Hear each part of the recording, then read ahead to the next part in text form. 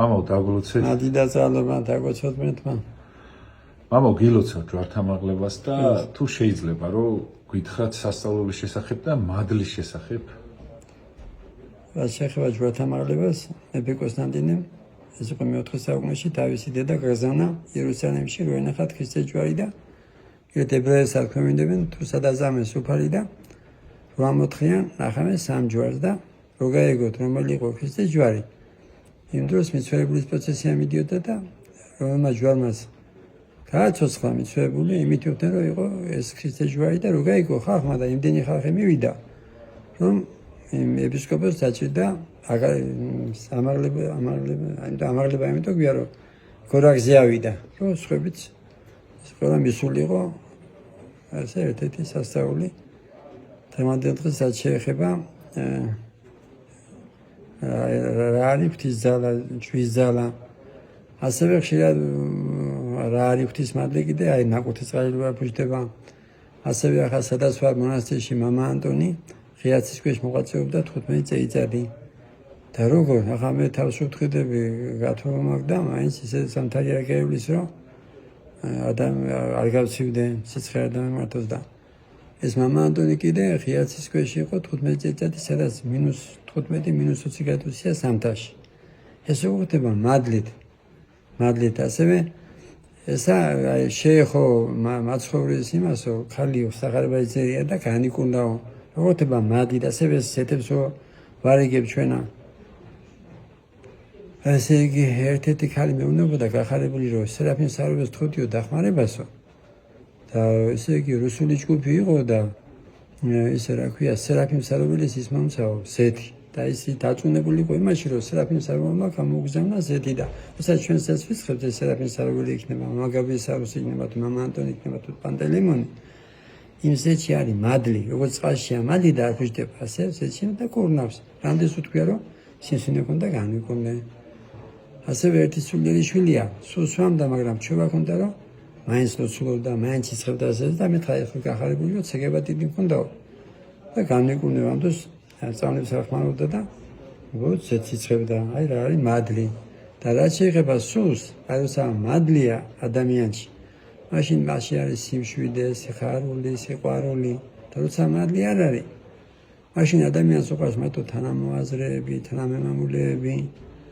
სხვა აზროვნების ადამიანის ზუსტ ან დასცენის აი რა დღეშია მასმედია სხვადასხვა აზრების გამო როგორ დასცენიან ერთმანეთს როგორ უსცენებენ წარსულს და როცა ადამიანში სული წმინდა მადლია მაშინ პირიქით ვინმე ცოდავს ეცოდება მასზე ტირის როგორ შებელი ტირის თავის შვილზე თუ არასწორად ცხოვრობს თუ არასწორი გაგებისა ასევე ადამიანში ხდება სიზრული და რა სახარებაში ნათქვამი რომ ბოლო ჟამს განხარდება სიყვარული და იქნება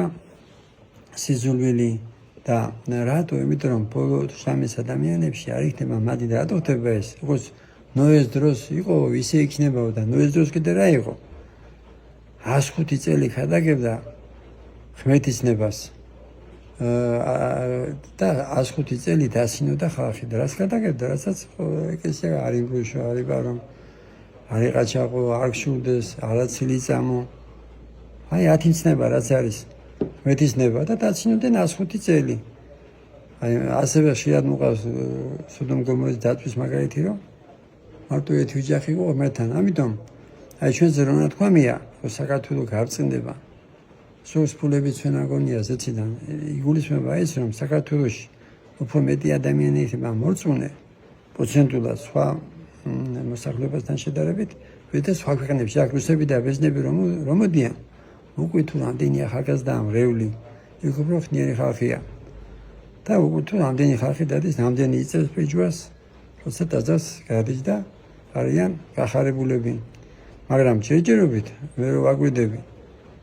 მოწუნები კი ვართ 90% მაგრამ მათ ენაზე და როცა გულით ვიქნებით მაშინ გამთლიანდება საქართველო როგორც გამთლიანდა ივანე დამასკის ხელი თიშობის ყურებით და ღმერთის სასუებით როცა გვიქნება ცოცხალი რწმენა და რამდენია უიმედობაში რამდენია საქართველოს ტოვებს მაგრამ შეადმობ რომ ამაზე უარეს დღეში იყო დავით მეფის დროს საქართველო არაქნა ესე იგი დაებრუნა თბილისი და ქვია აღმაშენებელი ასევე შეანოყოს თავების მაგალითი წმენა რო ქონდა და მადლი რო იყო ხოსხანა ქვია მისხანა და ეს მადი და წყალობა ამოგაკოთო მეთმა დაგუცო